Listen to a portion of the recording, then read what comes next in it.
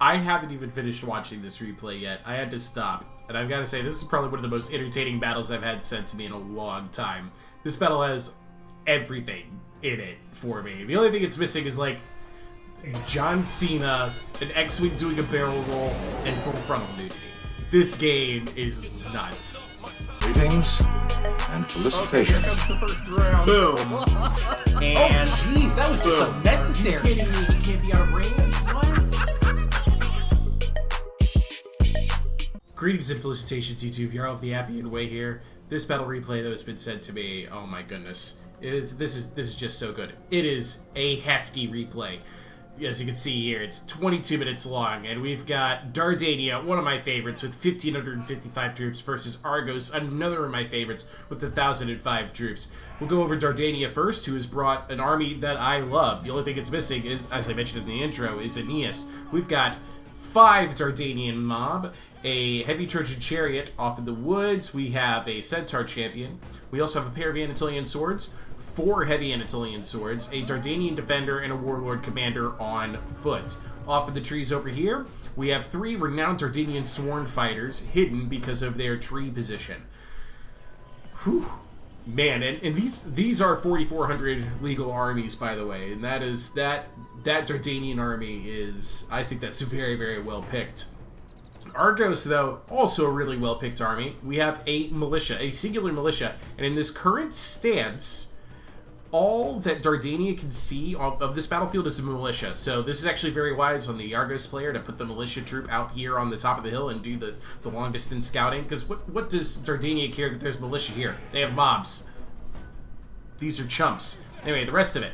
So we have an Argive swordsman and an Argive swordmaster out here, 2 knight runners, young spear, Argive axeman, and an Argive raider. That makes up the right flank. In the center we have a reinforced chariot, a warlord warmonger in a chariot, 2 renowned axemen, the militia. And on the left, we have an Argive axeman, a Spartoi, a young spear, and an Argive swordsman. Now, the first stage of this is actually very entertaining, which is we have these knight runners that are moving off to the right. Dardania is pulling off a shifted battle line. That's where you have if you have your battle line like this at the first step, and you have a flanking force in the trees, and you move back and you angle your army a little bit more, you move back, you angle your army a little bit more to expose your attacking enemies who are coming down the hill like this to getting rear attacked. However, Knight Runners were trying to take this position, this hidden position up here, and check this out. Boom! These renowned Dardanian sworn fighters are getting chew these Knight Runners apart. That fight lasted 3 seconds, and look at this Knight Runner. Gone. And it's not coming back. This one is going to get chased off and obliterated for no casualties taken on the part of the renowned Dardanian sworn fighters. So the Knight Runners that didn't break are going to fall back. They're going to come back here and regroup over here. And this left the rest of the armies just pretty much stunned. They didn't do anything because both players' micro was on that little moment. Yeah, the Knight Runners now shattered. They don't even get their unit card left anymore. I think the renowned Dardanian sworn fighters should have kept going. I know they might have run in foul of a Argive swordsman or a young spear, but they could have handled both of those units. So when the swordmaster showed up, they would have been in trouble. But then it also would have been an opportunity to actually start engaging with the mobs, tie down some other troops, leave them engaged, and buy your heavy infantry time to make their way up here and support what's left of your medium infantry that was in that engagement while the rest of your mobs die. That's how I would have played it. That is not how this battle goes. No, no, no, no. Both players get very cagey with it. The Knight Runners are on the move again. They're going to try and head all the way off, back, and around and behind these renowned Dardanian sworn fighters and hope not to find them. The hero is going to keep coming out and back and forth, back and forth, back and forth, kind of probing at the Dardanian defenses. He moves in, he engages a couple mobs, sees if he can't get any kills. That time he didn't deal any damage, but he'll be back, and he's going to try again. He's going to try, I think he's trying to bait some of the Dardanian forces into attacking these trees so that he can ambush them with Spartoi, swordsmen, axemen, and renowned axemen. Maybe even the chariots as well. I think if he was supporting these forays with his hero with the heavy chariots, he would have been just fine. Now this is really cool. I love this. This is great. He's gotten his Night Runners all the way out, around, and behind the Renowned Dardanian Sword Fighters. And now that that player can see the Sword Fighters, so they've cleared the trees, he's going to go ahead and he's moving his Night Runners up here. He's going to try and put them behind the enemy army. But at this point, I'm thinking, for what purpose? The only infantry those Night Runners are going to be able to fight is going to be the Anatolian Swords and the Dardanian Mobs. And they're over here. I just don't see the point. What are they going to do from back there except maybe get a nice, nifty little rear charge? So, here comes another probe. This time the Renowned Dardanian Sword Fighters move up. They see what's over there. They fall back. They catch some javelins for their trouble. Is under attack. The hero's going to get mobs. Mobs are going to mob the hero, you know, as they do. We're going to go ahead and fast forward this because this kind of tango goes on for a very long time. As you can see, the Dardanian infantry is moving up cautiously. They get a couple of lucky engagements, then they fall back, they move in, they move back. You see what I mean? Ebb and flow, as the two armies are sizing each other up. Dardania is being cagey because he can't always be sure where all of Argos is. Argos is a very sneaky faction. Now, right there, Dardania almost got off an ambush of its own. It almost had a chance to grab that Warlord Warmonger, but he's been paying attention to, you know, counterattacks like this. And this is where the fun begins. Here we go.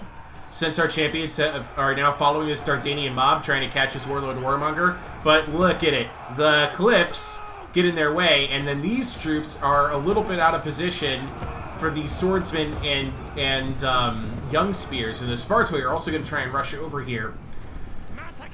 It didn't go so hot, but they could have gotten an awful lot worse. That little bit of impassable terrain there nearly ruined the Centaur champions. If all Dardania loses for it is, you know, 13 mob, not a big deal.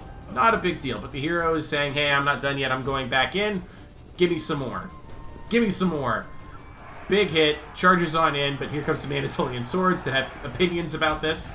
Most of the infantry now for Argos can be seen by the Dardanian player. You can see the Night Runners are sneaking up behind, trying to make another play. They have an opportunity right now if they were to go after the Dardanian mobs. They might be able to kill something. These renowned Dardanian Sworn Fighters are a hefty challenge for just a single Night Runner. And look at this. Here we have mobs and Anatolian swords trying to gang up on the Warlord Warmonger, and look how much damage he's taken. His chariot is about to pop. This is a great reason for bringing Young Spears when you're facing off against Dardanian mobs. Young Spears are a great challenge, a great counter to that, because it's your own cheap infantry that's going to do better. The Warlord Warmonger activates his Aristea, and he activated his Ares Thunder, harming all of the morale and melee defense out here. And that was actually enough to convince the Centaur champions to fall back, but I don't think... Well, they need to get away from the Spartoi. Unfortunately, they didn't retreat far enough. The mobs have now jumped in on this. Look at this. The heavy Trojan chariots came downhill, attacked the Renowned Axemen. The Renowned Axemen caught them, and then the reinforced chariots came in and cleaned up that heavy Trojan chariot, just removing it from the battlefield. But now the Night Runners are coming. That heavy Trojan chariot just regrouped. It's going to see blood in the water. It's going to go after that Night Runner in a second. And check this. Just that reinforced chariot has now come through here, cleaning up a ton of Anatolian swords. A ton of them. There's now a Spartoi out here, the Aristeid here. They're trying to chase these Centaur champions out of the battle completely. Alright, now here's where the Night Runners come into play. They get in behind the Renowned Dardanian Sword Fighters. They engage it, and then they attack with the Argive Swordsmen, and they're going to try and get around the flank of the Sword Masters and Argive Raiders and try and clean up this Sworn Fighter. The Renowned Dardanian Sword Fighter is getting beat up by these two cheaper units because of the flanking position, but those Night Runners, they cannot stay there forever. Now then, oh my goodness. It's absolute carnage now. The reinforced chariots have already passed 100 kills. Here comes a rear charge from the Centaur champions against the hero. And I think they just busted his chariot. No. That's a very healthy chariot because he used his Aristea. Of course. Meanwhile, back over on the other flank, the chariots have shown up from Dardania. Cleaned up a bunch of kills on that charge.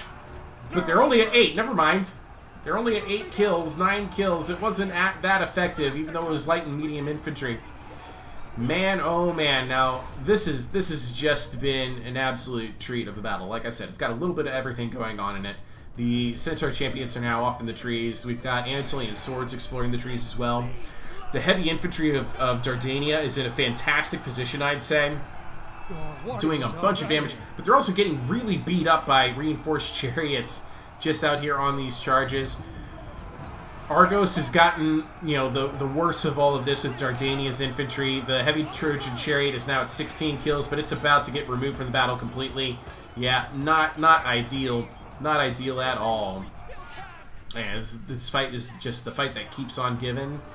And I am so thrilled to have witnessed this. This is great. I actually don't know too much of what happens after this point, because it was at this stage in the replay I was like, all right, I got to stop and I got to watch the rest of the battle on my own, because this is absolutely nuts. Okay, so here, check this out. You've heard of, you know, the hammer and anvil strategy? Boom, hammer and hammer. Just, that was Spartoi and Hero charging this weak Anatolian sword from two different directions simultaneously. You can watch their bodies just drop again and again and again. They're just carnage. Carnage. There's nothing left. That was it. That was it. Gut them indeed. Now, looking at this, you would think Dardania has the advantage here with these 4 heavy infantry units, but notice their stamina really low. This heavy Anatolian sword, its health is really low. This renowned axeman is pretty much all that's left here, and it's doing okay, even though it's being chased by a heavy Anatolian sword. The rest of the chariots are going to try and get these Dardanian mobs out of here, but they're fleeing into the trees, which is not going to be good for the reinforced chariots if they chase them in there. Man, as for Dardania, they're just trying to clean up some of these last few stragglers of the Argiv flanking troops, and there's another heavy infantry. So the Dardania still has all of its heavy infantry in this fight, but there's still a few surprises left to go. Now this renowned axeman, totally surrounded, completely surrounded, and it is winning. It has excellent armor-piercing damage, and it also happens to have, oh, that's the Anatolian swords, also happens to have flanking defense improved, so it isn't as hampered by all of these forces attacking it from many directions. Look at the health on the Anatolian swords, the Dardanian mob, and the Centaur champions. Centaur champions shattering from this fight. The mob shattering, and both of the heavy Anatolian swords getting beat by that one renowned axeman. Really stunning display from there. And meanwhile out here, now we got the renowned Dardanian sworn fighters. They've crossed the battlefield to try and get out here and cause as much of a ruckus as they can for the Spartoi and the reinforced chariots and the Hero. The reinforced chariots are broken. They're finally getting out of here. But so are the Dardanian defenders. They're broken too. Now it's just this heavy Anatolian sword against this Spartoi and the Hero. And I think the renowned Dardanian sworn fighters have the Hero targeted. Oh no, they're targeting this Argiv axeman. It's a good target for them right now. Try and prevent them from getting into this fight. Spartoi still with, what is this, 30 models? They're going to be here for a while still. And this Argiv swordsman is now trying to get into a position where it can deal with this regrouped Anatolian sword in the path of where the Dardanian defenders were routing. Argiv swordsmen, I don't think that by themselves they could handle an Anatolian sword, but the morale on the Anatolian sword is so low, it could work out. A couple of the Argos forces have regrouped over here. A young spear, the Argiv Raider. Actually, I think the Argiv Raider is chasing... Oh, it's getting beat up by a renowned Dardanian sworn fighter. Never mind. So that Argiv Raider is going to be out. Here comes another renowned Dardanian sworn fighter. A broken chariot. As you can see, like, the units are steadily deplenishing for both sides. We have 138 of the Argos faction left, 250 of the Dardanian faction left, and now it's a Warlord Warmonger versus Warlord Commander duel. There are some heavy Anatolian swords in the mix as well, and this Warlord Warmonger is shaken. Now, if you'll recall, Argos has used his Aristea. Dardania has not, and that is going to come into play here. The Dardanian sworn fighters are trying to get out here to support the heavy Anatolian swords. The Spartoi, Argiv swordsmen, and renowned axemen have regrouped over here. We still have 24 Spartoi, 21 swordsmen, 44 renowned axemen. Here goes a young spear on a mission to try and keep these Dardanian defenders out of the battle. But with the Warlord Warmonger running this way and the Warlord Commander chasing, well, might not be able to get away so easily. This is actually a very important chase. Those Dardanian defenders, Argos does not want to see come back, so that is why they are pursuing here. And the hero actually turns around. I think this is a mistake. I think the Warlord Warmonger needs to stay away from that Warlord Commander, because that Commander and his silver hair, look at him go. Just, it is. Oh, God, this game just looks so good still, doesn't it? I'm just appreciating this in all of its glory. Oh. And there is the Aristea. And that's going to heal a lot of the damage that the Dardanian hero just took in this engagement. Meanwhile, the renowned Dardanian Sworn Fighters have they've come out here to try and help bail out the Dardanian defenders. They slowed down the Young Spears for a couple seconds, but those, I'm telling you right now, that Dardanian defender, I don't think it's coming back to the battle at all. The Warlord Warmonger, even with Ping Barrier activated, is now routing. This is actually dangerous for the Warlord Commander because he's also being pursued now by Spartoy. He got a big hit in. He needs to keep going, but he stopped to turn around to engage the Spartoy. I think that was a mistake, because those Spartoy are not going to run away. That Warlord Commander is actually in dire straits right now. I wish he had just continued to chase the Warlord Warmonger. He could have killed him on the run and just caught up with the rest of his infantry eventually. But because he slowed down the hero just long enough, this is actually something I disagree with. I think that infantry needed to stay there and try and finish the job against the Warlord Commander. Now that Warlord Commander is going to take some charges against the... Yeah, and he's going to kill models with each swing. So that Renowned Axeman is going to take a lot of damage. Oh, no, wait. Never mind. Now Warlord Commander's falling back. Both players... They're both cautious players, and I'm not saying this is a bad thing. They don't play like I do. And that's a good thing, because I want to show you varying styles of play. But both of them now have pulled away from engagements where I think it would have been wiser if they had pursued or been more aggressive. I understand the desire to try and regroup, gather your courage, gather your stamina, but you've also afforded your opponent to do the same thing. Oh man, if these renowned Dardanian Sworn Fighters turn around right now, yes they do. Here we go. Charger versus Charger, but I'll tell you right now, this is in the renowned Dardanian Sworn Fighters cup of tea right here. Ooh, but there was a really good kill from one of those Young Spears. They're actually winning. They actually are winning, and yet they're falling back, and that shattered the Dardanian Sworn Fighters. I am shocked. I know they were both, weak and taking a lot of damage. I mean, granted, 99 kills on that unit. Really freaking good job. But 76 kills for a Young Spear. Also really, really impressive. Let's look at the hero kills here. 19 kills for the Warlord Commander. This Warlord Warmonger managed 140 kills, probably on Dardanian mobs. And actually, I don't disagree with that targeting choice. I think that's... I mean, you might as well. Something has to kill the mobs. That's just the way it is. Okay, so Argos is now reunited with its Young Spears. Dardania is going nowhere. There's nothing to be gained over that way. Maybe he's just falling back, hoping for a chance to spread out the Argos forces? I have no idea what's happening from here. I really don't. This is... I'm at the edge of my seat. I don't know if you can tell. I'm just dying to know what's going to happen. There's a lot of recovered stamina here on this Warlord Warmonger. Argive Swordsman has a lot of recovered stamina. The Axemen, Young Spears, and Spartoy are so-so. Okay, we have one heavy Anatolian sword and a pair of renowned Dardanian Sworn Fighters. So, ideally for Dardania, he wants to try and engage as many troops as he can with those swords, and then flank attack. But, okay, now he's falling back. I guess he's trying to pull the hero a little bit out of position. And now the hero's falling back. Really, they need to stay. They need to stay and then force the other team, the other player to engage on him.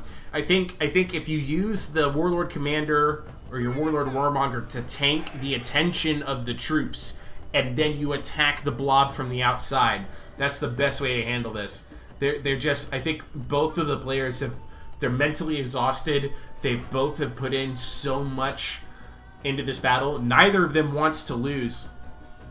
And this is smart from the Argos player. He's walking with some of his units to help them maintain their stamina. Okay, here we go. I think they're finally engaging. Renowned Axeman with the Spartoi supporting their flank. I think the hero is trying to get out here to fight the Spartoi. Spartoi got around behind the heavy Anatolian swords. Yeah, the Anatolian swords are losing their morale very quickly. The Dardanian sworn fighters have gotten into the side of the renowned axemen, but it's not going to be enough. There goes the Anatolian swords. There goes the renowned Dardanian sworn fighters. We still have an Arc of Swordsmen, Spartoi, renowned axemen. And I think the Arcos hero shattered. Because he didn't die. He just shattered. 13 Spartoi is a very tall order. They gotta do something about these renowned axemen. I think it's... Yeah, I think he's smart to... Oh, he had to charge out to engage the Arc of Swordsmen. I think the hero is your best bet for fighting the Spartoi. There's 9 Spartoi left. If that hero can do it... Oh, man, oh, man, oh, man. And that shattered... Oh, gosh, that shattered the Arc of Swordsmen. And the Arc of Axemen, the renowned axemen are out. Oh my goodness, that does it. The Spartoi, nothing left. These 2 men, 1 man, done. What? Oh, whew. What a fight. What a fight. That was a treat. I'm glad I got to watch that down to the very, very last second. And the better faction won. I'm saying it. I'm saying it. Dardania, the better faction here. I like Argos a lot. I really do. Synthenoid, very admirable gameplay from you. I loved the picks. I loved the use of the militia, of the young spears. Everybody had a job. Everybody did something. It was really unfortunate that your Night Runners got caught out that early. 161 kills from the Spartoi, 159 kills from the Reinforced Chariots. That renowned axeman managed 222 kills against a really, really relentless tide of heavy Dardanian infantry. Awesome. Just awesome. And these numbers, these sing the praises that I have for the renowned Dardanian sworn fighters. 99 kills, 176 kills, 2 chevrons, 210 kills, 2 chevrons. MVP of this battle, easily, were those renowned Dardanian sworn fighters. They needed to do the work that the heavy Anatolian swords just couldn't do. Man, that was fun. Holy cow. Alright, for more content like this, please subscribe to this channel. In the meantime, ta-ta, I love you all, and I'll see you guys in my next video.